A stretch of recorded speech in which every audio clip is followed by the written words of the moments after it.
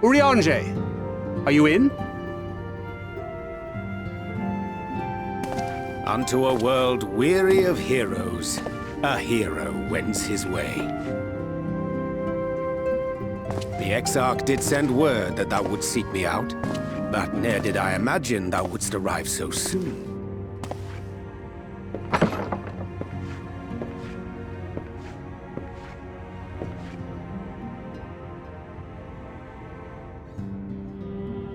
Full glad am I to see thee once more, my friend, and none the worse for thy travails.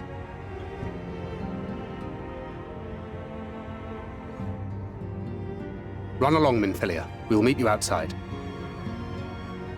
But... Another one for you to imbue, if you'd be so kind.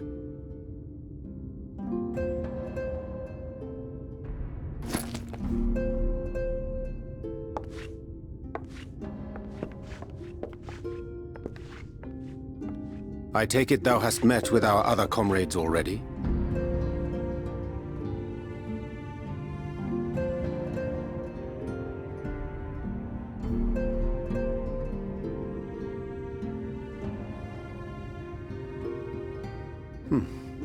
That Master Alphino and Mistress Alize now travel in thy company is of great comfort to me. As for the rest, it beginneth in earnest. The hunting of the Light Wardens, and perforce the war with Yulmore. Hark thee then to my words, and through them behold the vision that I did glimpse, that of the 8th Umbral Calamity.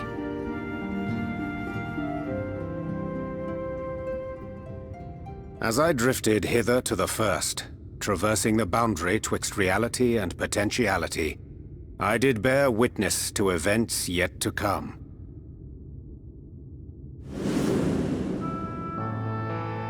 There I saw the combined forces of Eorzea and the Far East offering fierce resistance to the legions of Garlemald. So fierce, in fact, that they did begin to push the enemy back. Ilm by painful ilm at first, then Yalm by Yalm, and Malm by Malm in time. Yet the joy they felt was short-lived, for in so doing they did force the Empire's hand. Faced with defeat, the Garleans turned to a weapon most vile: Black Rose. Its potency defied all reckoning. Once released, the gas took on a life of its own, wreaking untold carnage not only in Eorzea, but in the provinces of the Empire besides. From fighters upon the front lines to babes in their beds, none were spared. And as the casualties became too numerous to count, so did the fabric of civilization begin to unravel.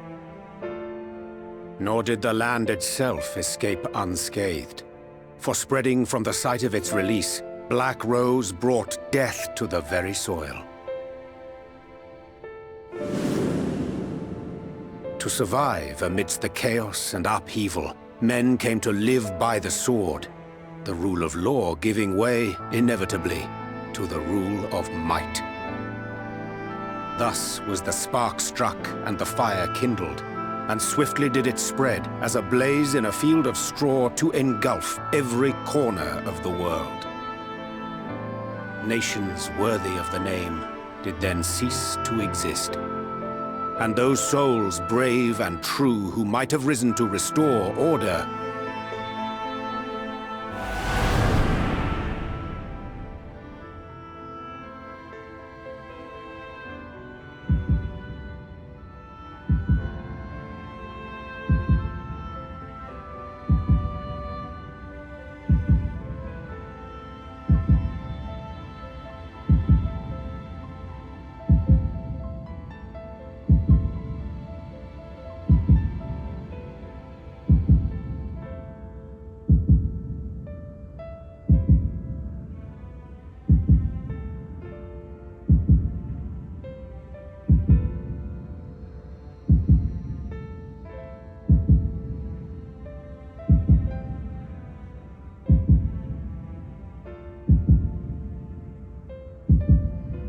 were no more. For the weapon spared not one, not even thee.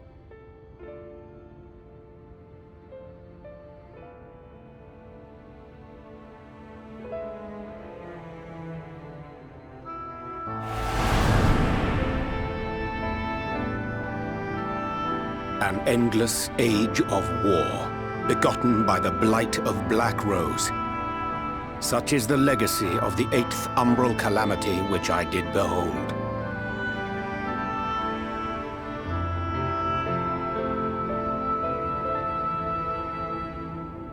No matter the cost, we must forestall this tragedy. To that end, I have labored during my sojourn in this world, discovering in so doing the answer to a pressing mystery. That of Black Rose's inexplicable potency. Come.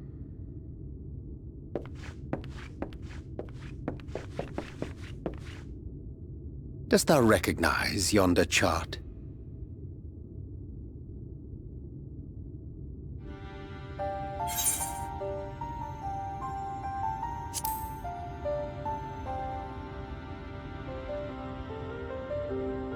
Indeed. 'Tis a rendering of the elemental wheel, such as one might find in classrooms across the source. As the chart maketh plain, our world is composed of 6 elements, in addition to which there exist 2 poles in fundamental opposition. Astral, the active; umbral, the passive.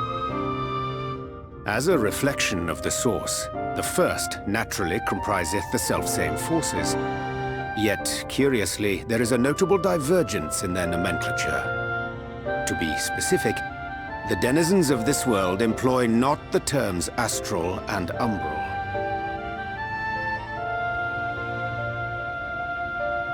Thus was I moved to inquire what names said forces had been assigned. A simple question which yielded a most unexpected answer. Upon demanding the name of the pole aligned with activity and growth, I was told that as life's myriad colors combine to produce black, the people of the first had called it darkness. At this, did my mind begin to race. Yet 'twas only when I asked what name had been given to the pole aligned with passivity that mine eyes were opened to the truth. Peace and tranquility being as purest white, unmarred by color, I was told it had been given the name of light.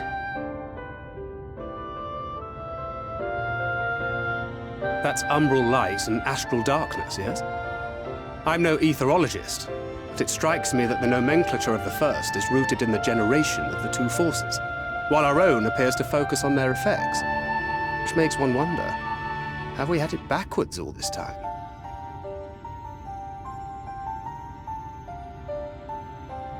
"'Tis indeed a compelling question, and one which beareth closer examination. Yet what knowledge we already possess sufficeth to explain the chain of events. The phenomenon of etheric thinning observed in the source is the consequence of light, the power of stasis, flowing in from the first to stifle the movement of ether within the land. And according to Master Alphino, Black Rose slayeth by halting the circulation of ether within living beings. Should such a weapon be unleashed even as the first were rejoined, replete as it is with light, we would have a disaster of untold proportions on our hands. A calamity. Well, at least we have a better grasp of what we're facing. Our objective, however, remains unchanged. We are to eliminate the Light Warden of Ilmeg. Speaking of which, were you able to ascertain its whereabouts? Aye. 'Tis all but certainly ensconced within Leergear, the castle which standeth in the midst of the lake. To enter said stronghold, we must needs turn to the Pixies for aid. Fortunately, I have become quite adept at courting their cooperation. Henceforth shall I accompany you, and do all in my power to ensure that my vision doth not come to pass.'Tis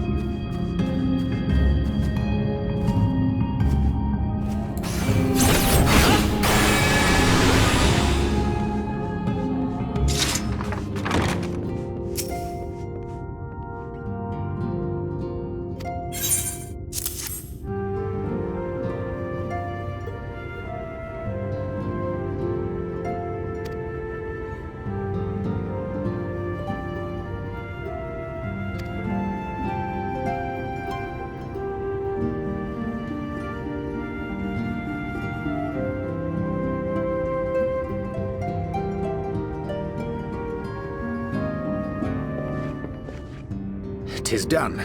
The Pixies shall be well pleased with these gifts. Ah, lest I forget.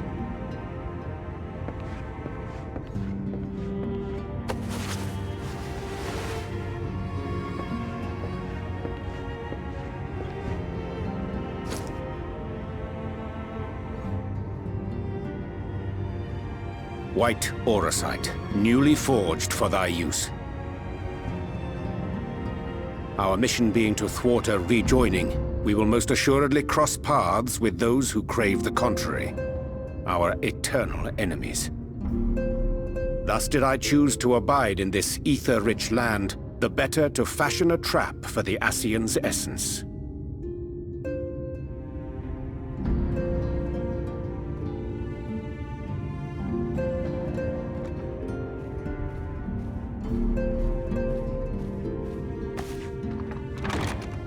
May I come in now? You may indeed, assuming you've finished.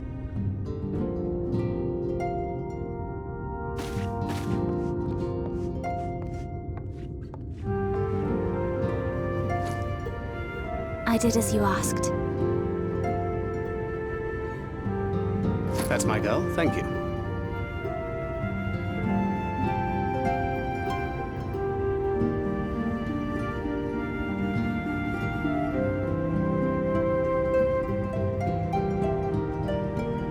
I should probably explain. Though my body remained behind in the source, its limitations saw fit to accompany me, which is to say, I cannot manipulate ether. I took up the gunblade for its defensive advantages, but on account of my little impairment, I cannot imbue the ammunition myself. Luckily for me, Minfilia has quite a talent for it. Minfilia, once we set forth, we are not like to return for some while. If thou wouldst choose tomes to take with thee, let it be now. Really? May I? Of course, my dear. Yet have care thou dost not add overmuch to thy burden, lest I incur Thancred's ire.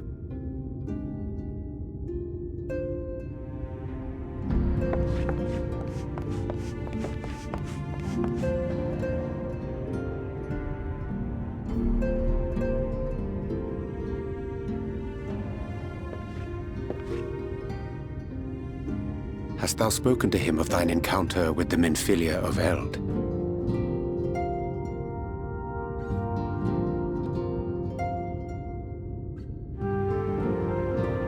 Well, I suppose now is as good a time as any.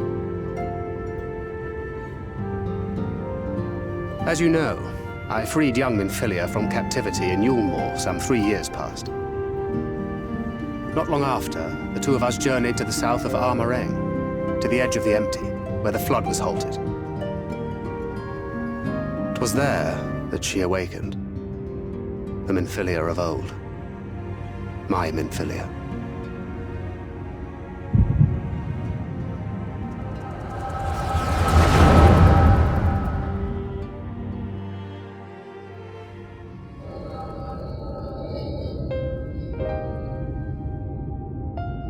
Tell me, what must I do to bring you back?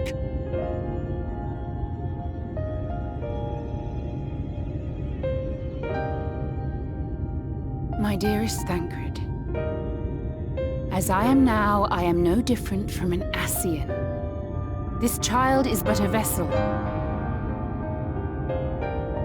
One of many I have used that I might spread word of her enduring blessing and preserve the flame of hope. In my name, each has died, never having lived her own life. I have taken enough from these children. I will take no more. But what of your suffering? Your sacrifice? This isn't fair! I will not stand for it. I cannot! There must be something we can do. Tell me!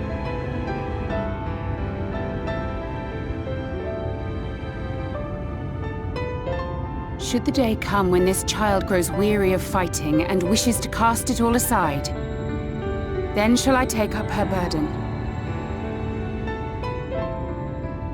But should she wish instead to become the master of her own destiny, then shall I bequeath to her my all.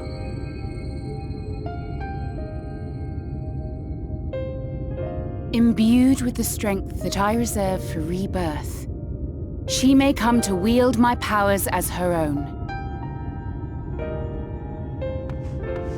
And what of my wishes? What of Flamine's? What of all the people who love and care for you and want nothing more than to see you again?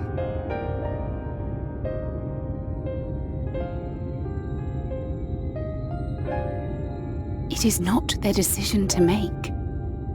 It is hers. This child's. This Minfilia's.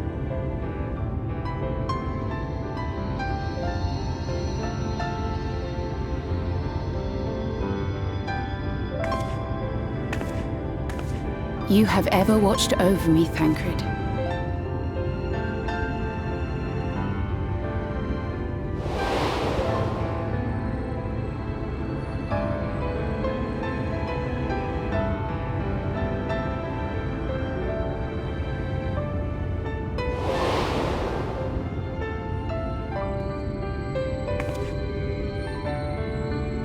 Now I ask that you do the same for her. Protect her.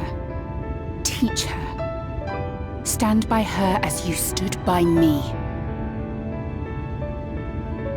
There is much and more she does not know. She needs a guide to show her the ways of the world, or she will never find her own path.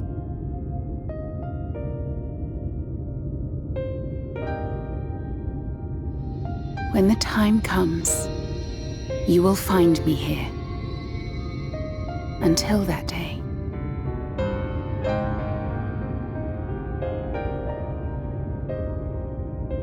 Minfilia, wait!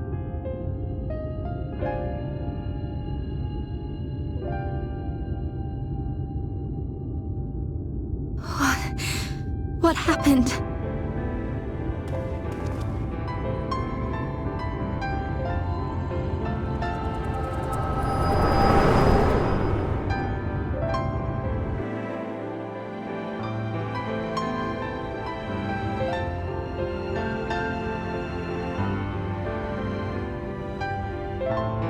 And then she was gone. Minfilia, the girl, claims to have no recollection of any of it. I have told her many things, where we came from, what we fight for, but of that day, I have not spoken.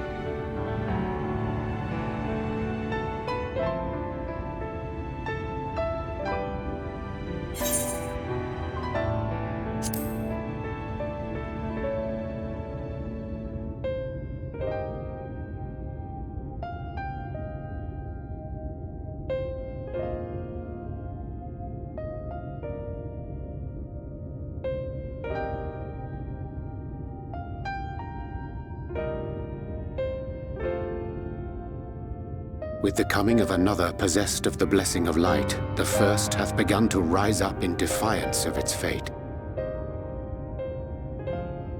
The question remaineth, however, who shall take up the flame of hope which Minfilia hath borne for so long?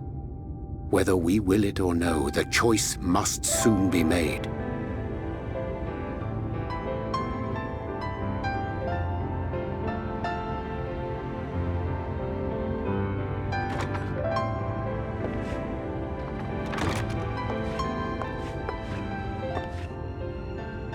I'm sorry I took so long. It was so hard to choose. In the end, I settled on just the one.